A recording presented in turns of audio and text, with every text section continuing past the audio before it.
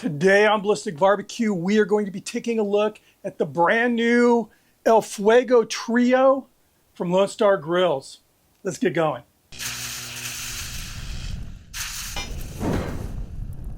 Before I get rolling on this video, I just want to extend a huge thank you to Star Grillz. They've been an absolutely amazing sponsor for the last several years now, and I can't say enough about them. An American company out of Texas, small family-run business, and everyone there is just the greatest. The integrity, I can say this, is above any other company I've ever worked with. So thank you, Star Grillz. So this is El Fuego Trio. Literally translates to the three fires. And LSG sent me this. It arrived actually about a week ago, and I uncrated it just a couple days ago. So it is truly amazing. So as you can see, this is built off of the adjustable grill and smoker that LSG also sells. But the big difference is three fires. We have wood and charcoal like their adjustable grill and smoker, but this one also has a hopper, so you can burn pellets, or you can burn all three at the same time. It's truly, I think, going to be an amazing cooker, and I cannot wait to do my first cook. What I'm going to do now is just kind of go over all the features. One of the big standouts is this gigantic hood here, the stainless steel hood, 14 gauge 304 stainless steel. Both sides have these springs here that assist with the smooth opening and closing of the lid. Has an exhaust on both sides, adjustable, again, stainless steel. And when you compare these dampers to the older version of their adjustable grill and smoker, they've changed it, and I believe this is definitely an improvement. It's nice heavy stainless steel too. All these hinges, heavy duty, 304 stainless, along with the screws. I have the stainless steel pull handle here and the side table here. This is an extra. Here's the drain pipe, and it comes standard with a cap on it. I have a ball valve for it, I just haven't installed it yet. And here's a famous clean out for the Star Grillz burn pot for those pellets. Stainless steel bands on each side holding it in. They've added a handle, which is cool. And there it is. Dump it, you're ready to go in just a couple minutes. I went with the 8-inch locking casters. Standard will be 5-inch casters. You can see it's just a very well-designed cart. You can throw your bags of pellets or the small splits of wood, charcoal, whatever you want under there. The main body of this cooker is 10-gauge carbon steel. It's double-walled at the bottom, single-walled on the side and the back. You have 1,408 square inches of cooking space. Top grate here is 12 inches by 44 inches. The bottom grates are 20 by 22. The cooker is 60 inches wide, 32 inches deep, 57 inches tall. And this thing weighs a whopping 450 pounds. And believe me, you can see that when you're here in person, just touching it, opening the doors. It's built like a battleship. But at 450 pounds with these wheels on it and everything, it's actually very easy to maneuver around my patio and get it parked where I want it parked. I do want to add that these are the laser cut stainless steel grates. And the stainless steel grates are an add-on. The floor model will have expanded steel, which is fine. The reason I like the stainless steel personally is I will be cooking, burgers and things on it, and it's easier to get a spatula, underneath the burger on this flatter surface than the expanded steel. You can buy just one section of stainless steel grate, so that might be an option, if your budget isn't allowing to buy all three grates of stainless steel, but these things are amazing, the stainless steel. So facing the cooker, the left side is going to be your charcoal and wood firebox. Charcoal basket's 304 stainless steel. All of the moving stainless steel parts are 304 stainless steel. Down at its lowest position, the charcoal basket is 15 inches away from the cooking grate. All the way up, it's 4 inches away from that cooking surface. And as you can see, there are 5 other settings to choose from between those two. And I also want to mention that the stainless steel used in this adjustable charcoal basket assembly is 1/4 inch and 1/8 inch thick.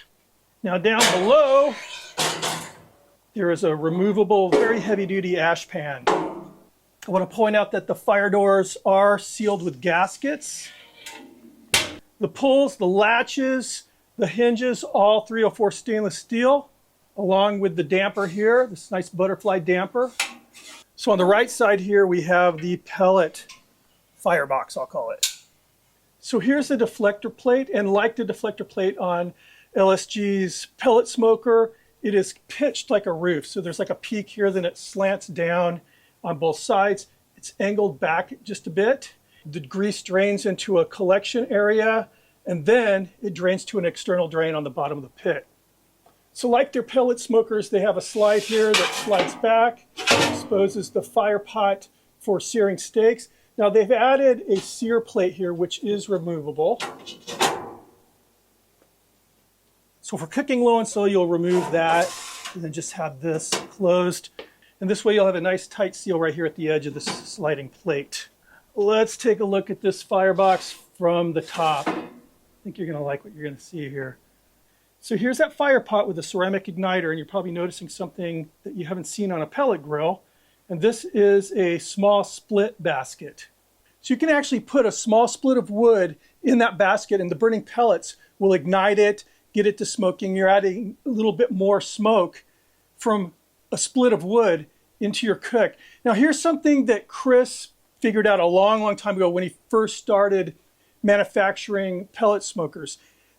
The quality of pellet smoke, and it really doesn't matter how good the cooker is, it's just not going to be the same as an actual split of wood. Chris has been trying to figure out ways since he started making those pellet smokers to improve the smoke that is being produced.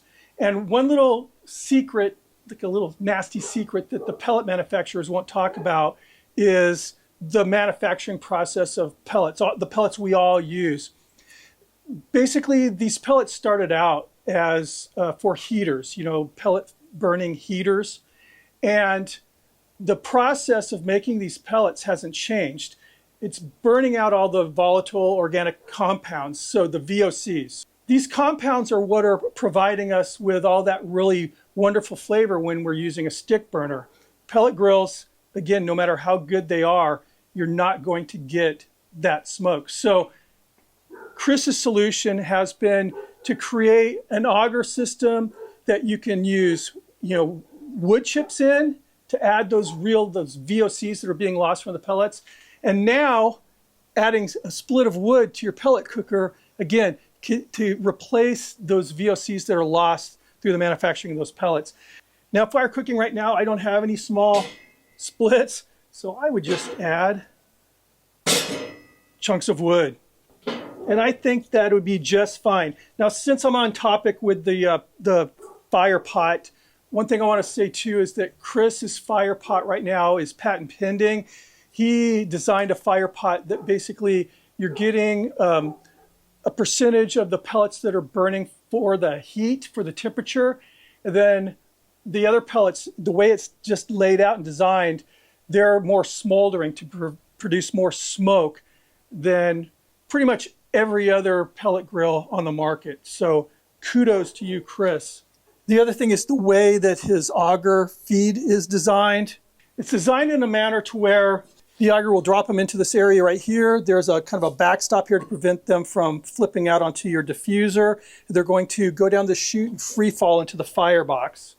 A lot of the lesser expensive auger systems will be close enough to the fire pot to where there's a real risk of a backburn. In other words, fire burning through the auger tube actually into the hopper, which is very, very dangerous. So you don't have to worry about that with any of LSG's pellet cookers.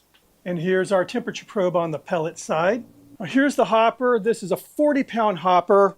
So you're looking at 2 bags going into this one hopper. So you've got a lot of burn time there. Coming standard on this cooker is a 304 stainless steel lid with a gasket, and it's also hinged. I say that because the older versions of the pellet smokers, it wasn't hinged. It was just a lid that sat on here, but that's since changed. All the newer versions have hinges. This is being controlled by Fireboard, American-made company. All of Lone Star Grillz pellet smokers are powered by Fireboard. In my opinion, it's the best control system out there. It's very easy to use. Runs off of Wi-Fi or Bluetooth. You can program it. There's all sorts of programs you can run through it if you want. You can control it from your phone or from any smart device.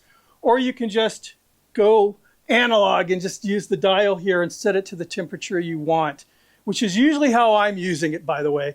It has 6 probe ports on the bottom that you can use to monitor the internal temperatures of your meats or the pit temperature. It has a pellet dump on the back. You just open it up and you can dump all of your pellets into a bucket down below.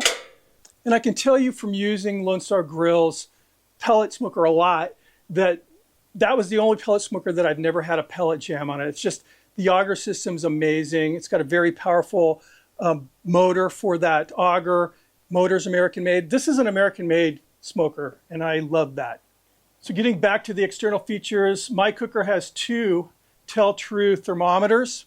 Again, another component made in America. Now the standard, again, the floor model I'm calling it, will have 1 thermometer in the dead center. Again, this is an option that I think I would take. One of the options that I would definitely take would be I'd want the 2 thermometers. Now, if you're just using the pellet side of this grill, your cooking range is going to be 160 degrees Fahrenheit to 450 degrees Fahrenheit. And if you have that pellet, the fire pot exposed, sear plate in, and you're grilling steaks, your searing temperature, the top searing temperature is going to be 700 degrees. People are going to ask the questions, what are the temperature variations across the board here if you're just using the pellet side? So in other words, you're not burning wood or charcoal on the fire side. And the best way to explain that is a graph, because there are differences. Here's that graph from Lone Star Grillz. Now these variations aren't necessarily a bad thing. It's good to know what the variations are so you can plan your cook. All of your stick burners are going to have hot sides and cooler sides. And so this is no exception. Now the nice thing is we can mix our fuel. So this is something that I really plan on experimenting with, is cooking, with the pellet cooker side going, and then maybe adding a small amount of charcoal and wood to the fire side and see how we can blend those 2 fuels together to maybe give us a more stable temperature range across the whole platform here. So I'm going to be playing with that a lot. And one thing I will say is Lone Star Grillz service and their warranties are amazing. As far as this video is concerned now, I'm pretty much done with my overview. What I'm going to do is season this cooker now, and I'm not going to bring you along for that ride. There are plenty of videos on Lone Star's channel of how to season a cooker, but what I am going to get some footage of is the pellet grill, the fire pot igniting a chunk of wood. I just want to see that for myself because I haven't turned this thing on yet. So I'll bring you along for that before I close this video down. All right, hopper's loaded, power on. So this is going to be the first time this has actually been turned on. So far, so good. So ambient temperature right now in this cooker is 65.2 degrees. Push that. So it's set for 225 already. That's where I'm going to leave it. Pellets are already feeding. This is fast. So this cooker's got a ceramic hot air igniter, so it's not using a hot rod like some of the older or less expensive pellet grills. So I'm going to add some wood right here, just a chunk.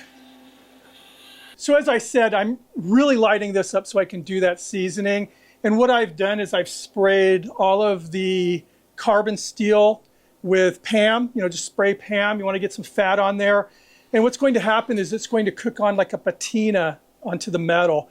It's going to help with, preventing corrosion. And it's very important. Again, the burn ends are also important to just make sure there's no residue from the manufacturing process.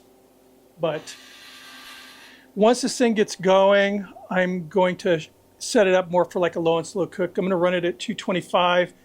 But just for grins, I have a small amount of charcoal on the fire side, on the charcoal side, that I'm going to light because I want to see where the overall temperatures land with, the mixed fuels here.